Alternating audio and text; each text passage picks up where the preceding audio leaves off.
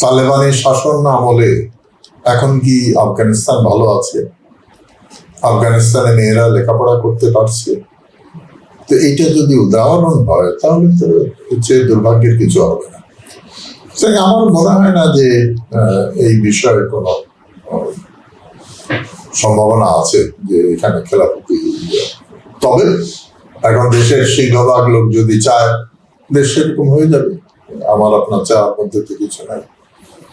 92% মধ্যে তো 50% মেয়েরা আছে। তো মেয়েদের তো সমান অধিকার। তারা তো বলবে যে মেয়েদের বাইরে চাকরি করা চলবে না, লেখাপড়া করতে পারবে না। সেটা কি বাংলাদেশে মেয়েরা মেনে নেবে বা ছেলেরাও মানবে? না, উচিত তো নয় অবশ্যই, এবং আমার ধারণা বাস্তবায়ন হবে না।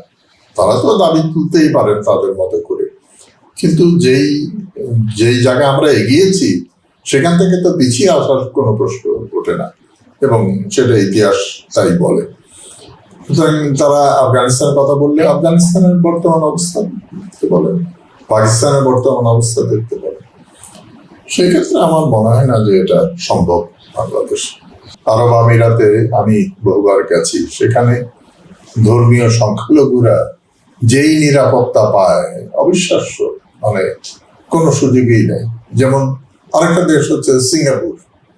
সিঙ্গাপুরে যখন আবাসনগুলো বরাদ্দ দেওয়া হয়, কোনো এক জাতি এক গোষ্ঠীর লোককে বেশি দেওয়া হয় না, একদম করে দেওয়া আছে যাতে করে সব ধর্ম সব জাতি গোষ্ঠীর লোকেরা ভাগাভাগি করে থাকতে পারে।